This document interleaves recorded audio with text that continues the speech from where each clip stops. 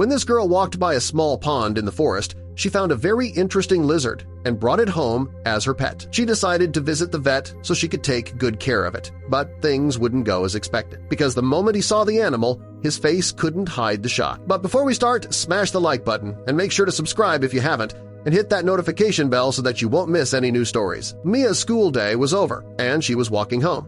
Like most days, she decided to take the shortcut through the forest to save herself some time.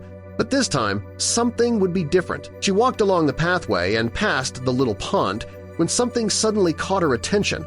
She hadn't noticed it immediately, as it blended in pretty well with the pathway, but there was a small, dark lizard on the road. Mia let out an excited gasp and gently approached the unique creature. The curious Mia got closer and closer to the animal, which didn't seem to mind the girl's presence. It even walked toward her. The little girl carefully reached out her hand and picked it up. Mia loved animals, and this was something she had never seen before.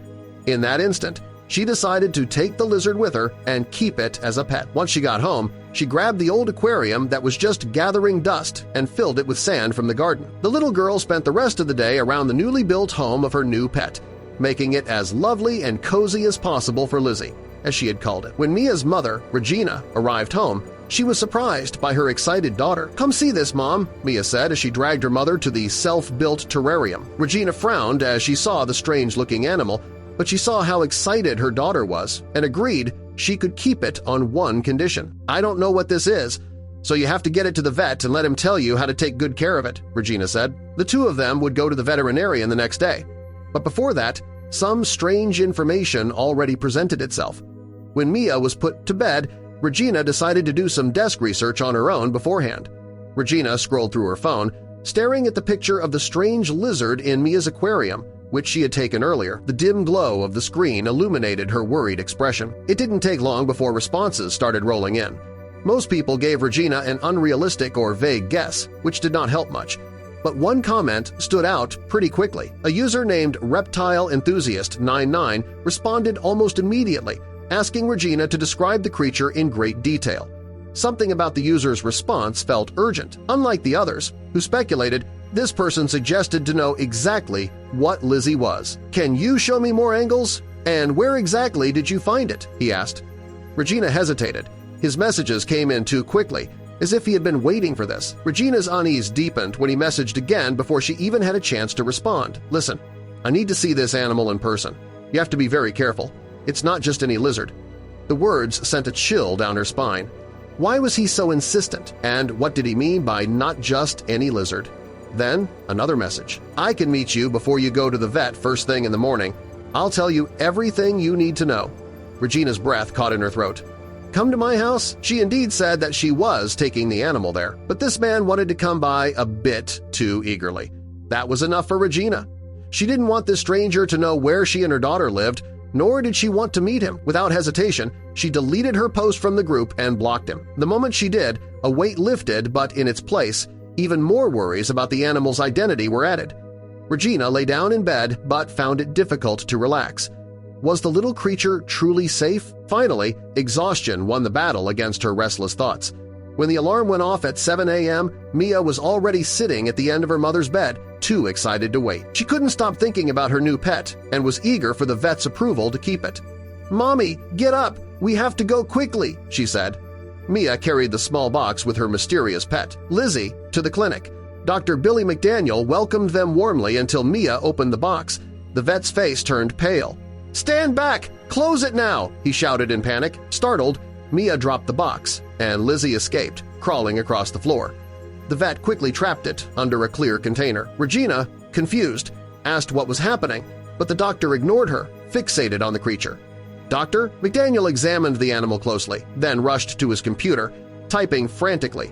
Regina and Mia watched, bewildered. Finally, he turned to them. "Where did you get it? You can't buy this animal," he demanded. Regina froze. She had no idea where Mia found it. That was why they had come here in the first place. "The animal you brought in isn't ordinary," he said gravely. "It's extremely dangerous." Regina gasped. "Dangerous? What is it?"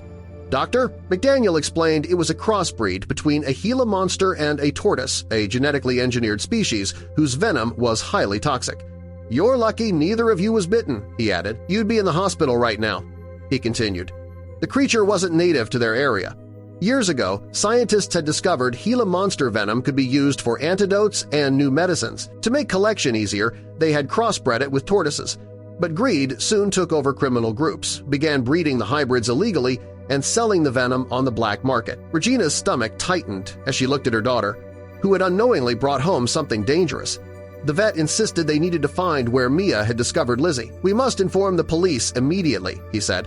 Regina agreed. They planned to return to the lake the next morning, the place Mia had found the box. That night, neither of them slept well. The next morning, the phone rang early. It was Dr. McDaniel, his voice frantic. "Come over here quickly!" Regina's heart pounded as she shook her daughter awake. They dressed in haste and drove through the cold morning air to the clinic.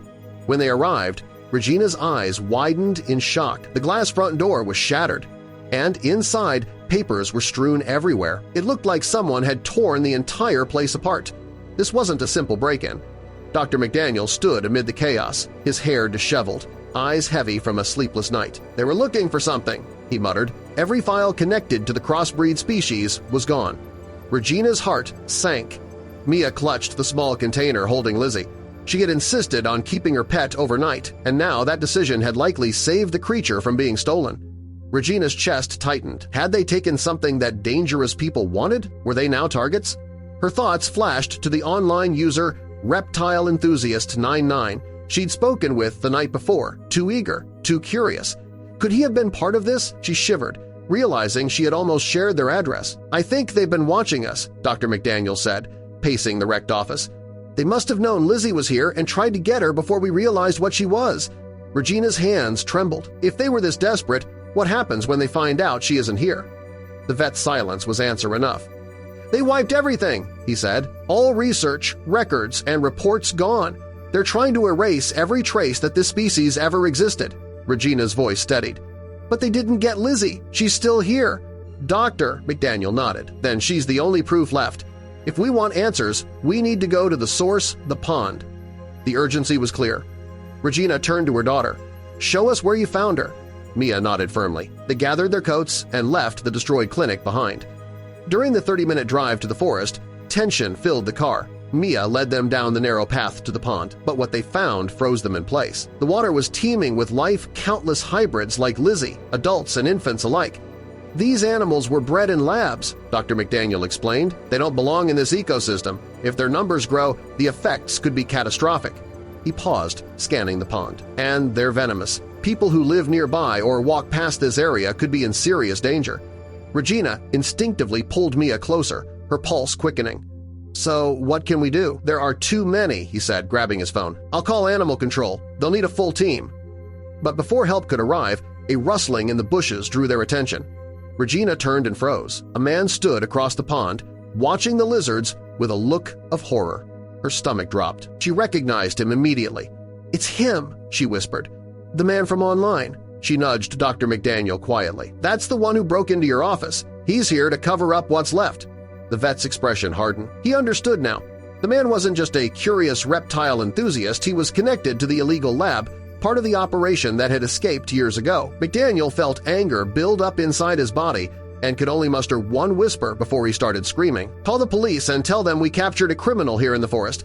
I'll make sure he's caught before they come." Without another word, McDaniel sprinted toward the man who had wrecked his clinic. "Hey, don't think I don't see you hiding there," he shouted. The man bolted, but McDaniel was faster, years of track training paying off.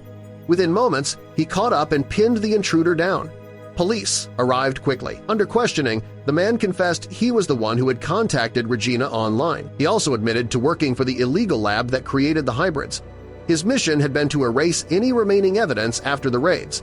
Some of the creatures had escaped, reproducing freely in the wild. When Regina's online post appeared, he realized one of their specimens had resurfaced. Frustrated, he grunted as officers dragged him away. Working with Dr. McDaniel, they began rounding up the hybrids. In total, 42 were captured that first day, and later, over 80 in total. The creatures had multiplied rapidly, and since they were lab-bred, they had no natural habitat. Finding a safe place for them would be difficult. The first priority was public safety. Animal control cordoned off the entire area, posting warnings while City Hall issued notices in local papers. After a week of work, the forest was finally cleared. Knowing the threat was contained brought relief, But the question remained, where could these animals go? Ordinary zoos couldn't take them, and most labs refused. One by one, the hybrids were sent to specialized facilities across the country until only a few remained. One morning, Regina received a call from the police.